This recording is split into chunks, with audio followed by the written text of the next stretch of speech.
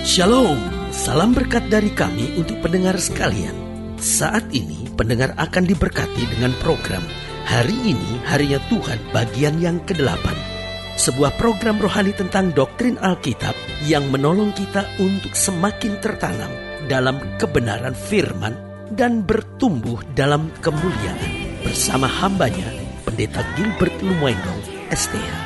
Banyak orang merasa doktrin Alkitab sebagai sesuatu yang membingungkan. Tetapi tahukah saudara bahwa doktrin Alkitab intinya adalah memahami Alkitab dengan benar, dengan pemahaman yang sistematis, sehingga kita terus dapat tertanam di dalam kebenaran firman, sehingga kita terus bertumbuh di dalam kemuliaan Allah. Buka hati saudara sekalian untuk menerima berkat-berkat firman-Nya hari ini. Perlu kita sadari, dan ini tidak bisa dipungkiri, bahwa sebenarnya orang sombong itu sangat dibenci Allah. Karena di dalam Alkitab tidak pernah dikatakan bahwa Allah melawan orang berdosa. Dengan lain kata, bukan orang berdosa diterima Tuhan. Maksudnya orang berdosa yang mau bertobat tetap disayang oleh Tuhan. Orang berdosa tetap dipanggil oleh Tuhan. Tetapi dengan tegas Alkitab berkata bahwa Allah melawan orang sombong. Nah, pertanyaannya, kenapa orang berdosa tetap diterima oleh Tuhan? Karena orang berdosa ketika dia mendengar firman, hatinya dapat hancur dan berbalik kepada Allah. Tetapi orang sombong tidak pernah merasa perlu bertobat. Orang sombong selalu merasa diri yang paling baik, sehingga buat orang sombong tidak pernah ada kata pertobatan. Buat orang sombong selalu saya benar, selalu saya baik, selalu saya sempurna. Allah melawan orang sombong. Nah, pertanyaannya, kenapa Allah begitu melawan orang sombong? Yang pertama, karena orang sombong adalah orang yang tidak pernah menghargai kasih dan anugerah Allah.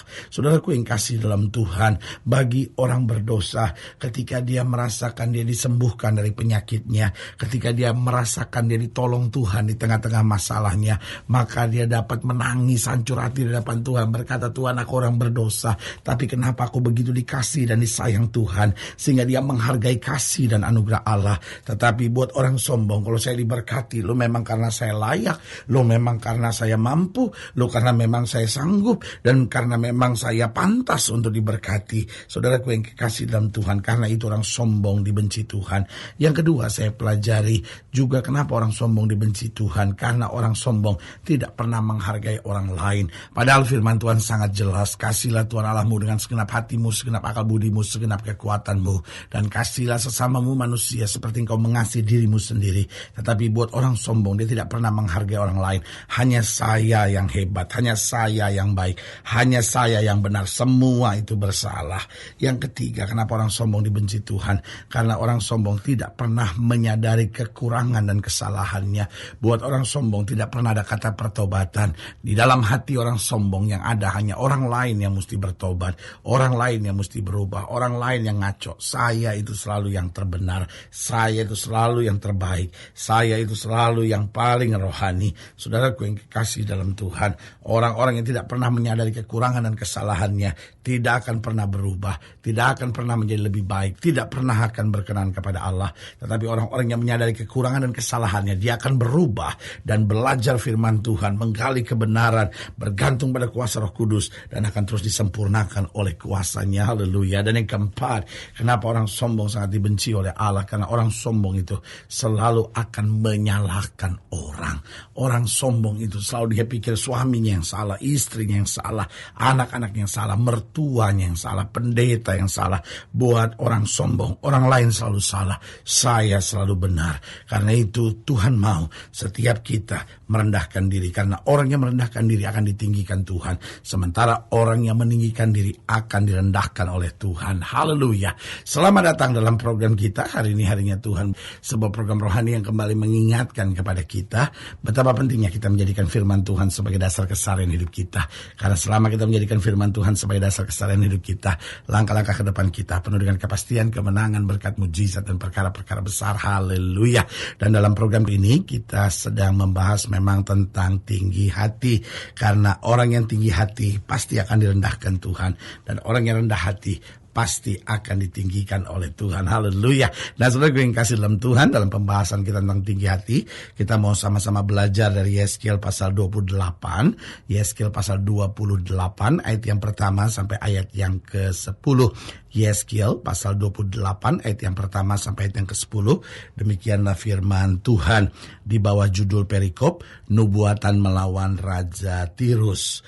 Maka datanglah firman Tuhan kepadaku, hai anak manusia, katakanlah kepada Raja Tirus, beginilah firman Tuhan Allah, karena engkau menjadi tinggi hati dan berkata aku adalah Allah. Perhatikan, karena engkau menjadi tinggi hati dan berkata aku adalah Allah, aku duduk di tahta Allah di tengah-tengah lautan, padahal engkau adalah manusia bukanlah Allah, walau hatimu menempatkan diri sama dengan Allah. Ingat bahwa godaan iblis yang pertama kepada Adam dan Hawa adalah kalau kamu makan buah itu kamu akan jadi seperti Allah. Saudaraku yang kasih dalam Tuhan, godaan manusia dari hari ke hari adalah kesombongan, tinggi hati. Karena orang yang tinggi hati menjadi jahat. Orang yang tinggi hati menghalalkan segala cara. Orang yang tinggi hati akan masa bodoh terhadap apapun.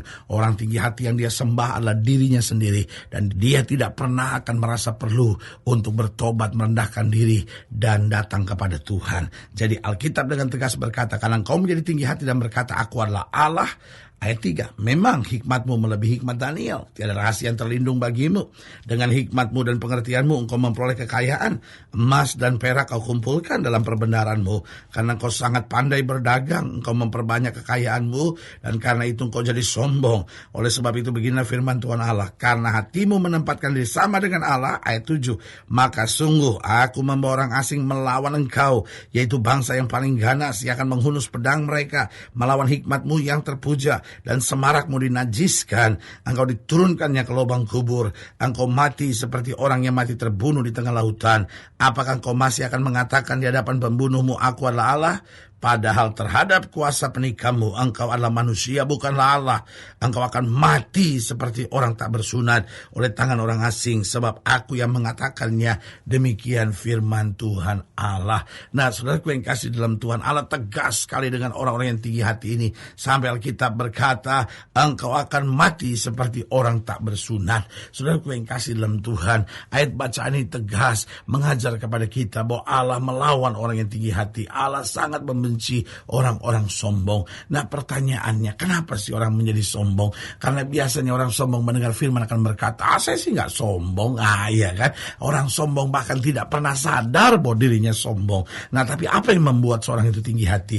Yang pertama saya pelajari, karena pendidikan keluarga yang keliru. Karena memang pendidikan dalam keluarga itu sangat penting. Ketika dari dalam keluarga, anak-anak tidak pernah dididik untuk takut akan Tuhan. Anak-anak tidak pernah dididik untuk rendah hati. Bahkan anak-anak dididik dengan saingan-saingan, kompetisi-kompetisi.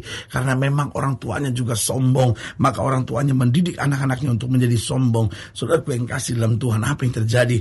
Maka ketika dia besar, dia akan menjadi anak-anak yang sombong. Itu sebabnya sebagai hamba Allah saya mau ingatkan, orang tua nasihatkan kepada anak-anak saudara dari kecil bahwa dia harus belajar menghargai orang lain, meskipun itu pembantu, meskipun itu seorang driver, seorang supir, tapi dia harus belajar untuk menghormati mereka. Saudaraku yang kasih dalam Tuhan, anak-anak dari masa kecilnya sudah harus diajar untuk menghargai orang, meskipun orang lain itu lebih miskin, mungkin orang itu lebih bodoh, mungkin orang itu lebih biasa, tapi tetap harus dihargai. Sehingga kita belajar dan mengajarkan anak-anak kita dari masa mudanya, masa kecilnya, bahwa dia harus punya hati yang rendah di hadapan Tuhan.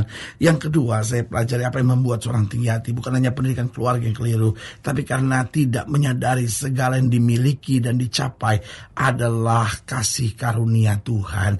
Saudaraku yang kasih dalam Tuhan, ada orang yang merasa bahwa apapun yang dia raih, apapun yang dia miliki itu semua karena kehebatan, kemampuan. Nah, itu salah satunya juga pengaruh pendidikan keluarga, tetapi juga pengaruh lingkungan, pengaruh dalam dirinya sendiri. Nah, saudaraku yang kasih dalam Tuhan, kalau kita dari pertama sudah dinasihatkan bahkan kita sudah diajarkan bahwa segala sesuatu yang kita punya ini anugerah Tuhan.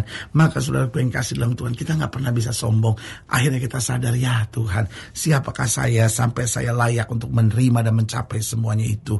Karena itu biarlah hidup saya tetap jadi berkat, hidup saya tetap menyenangkan hati Tuhan, dan hidup saya senantiasa memancarkan terang Kristus kepada banyak orang. Karena itu saudaraku yang kasih dalam Tuhan, bahwa anak-anak saudara selalu ke sekolah minggu untuk dia belajar firman, menyadari bahwa segala yang mereka miliki datang dari Tuhan. Dan setiap saudara yang mungkin hari-hari ini merasa sukses, merasa berhasil dalam hidup saudara, sadarilah bahwa semua yang kita punya, semua yang kita capai hanya dari Tuhan semata-mata. Lalu yang ketiga, apa yang membuat seorang tinggi hati? Karena belum mengalami perjumpaan pribadi dengan Tuhan. Saudaraku yang kasih dalam Tuhan, orang kalau sudah mengalami perjumpaan pribadi dengan Tuhan, maka dia mengerti betul, aku ada sebagaimana aku ada semata-matanya karena anugerah Allah. Saudaraku yang kasih dalam Tuhan, Paulus adalah salah satu orang yang tadinya sombong sekali, tetapi kemudian ketika dia mengalami perjumpaan dengan Tuhan, inilah kalimatnya, aku ada sebagaimana aku ada semata-mata hanya karena anugerah dan kasih Allah. Saudaraku yang kasih dalam Tuhan, biarlah kita bukan hanya menjadi orang Kristen, biarlah kita bukan hanya menjadi orang yang beragama, tapi biarlah kita mengalami perjumpaan pribadi dengan Tuhan, sampai kita berkata, ya Tuhan, saya ini bukan siapa-siapa, tapi karena kasih karunia dan anugerah Tuhan, aku dijadikannya sesuatu yang berhasil, aku dijadikannya berkat, aku dijadikannya alat dalam tanganmu ya Allah. Haleluya. Dan yang keempat, yang terakhir, apa yang membuat seorang tinggi hati? Mungkin ini keras, mungkin juga ini terlalu tegas buat saudara, tapi saya harus jujur ngomong ini. Orang yang tinggi hati adalah seorang yang dirasuk oleh iblis. Kenapa dirasuk oleh iblis? Karena iblis senang dengan orang-orang yang tinggi hati. Iblis senang dengan orang-orang sombong. Karena orang-orang sombong mudah menghalalkan segala cara. Itu sebabnya sebagai hamba Allah, dengan tegas saya katakan, buang segala kesombongan, buang segala tinggi hati, bertobat dari segala kesombongan dan tinggi hati kita. Jadi orang-orang yang sadar, semua dalam hidup saya adalah kasih karunia Tuhan. Karena Alkitab berkata, di luar Kristus kita gak bisa buat apa-apa, tapi bersama Kristus kita cakap menanggung segala perkara. Haleluya. Saudaraku yang kekasih dalam Tuhan, jika saudara ingin didoakan secara khusus, saudara boleh menghubungi kami lebih jauh melalui telepon, lalu hubungi kami melalui surat, hubungi kami juga, kunjungi alamat website kami, karena kami ada untuk membawa Bapak Ibu saudara senantiasa lebih dekat pada Tuhan dan mengalami kasih kuasa mujizat yang luar biasa. Secara khusus melalui program ini juga saya mau berdoa buat setiap saudara yang sakit, setiap saudara yang berbeban berat, karena saya percaya bahwa bagi Allah tidak ada perkara yang mustahil. Nah, saudara-saudara yang ingin didoakan secara khusus, saudara boleh taruh tangan kanan saudara di dada, dan kita akan berdoa. Mari kita berdoa. Bapa, dalam nama Yesus, hamba doa buat yang sakit, hamba doa buat yang berbeban berat, hamba doa untuk setiap mereka yang sedang menghadapi masa-masa yang sukar, karena hamba percaya bahwa bagi Allah tidak ada perkara yang mustahil. Bahkan hamba doa buat mereka yang sedang taruh tangan kanannya di dada, karena butuh jamahan Tuhan, karena mungkin hari-hari ini kami terlalu sombong, tinggi hati, merasa diri yang paling hebat, dan selalu menyalahkan orang lain.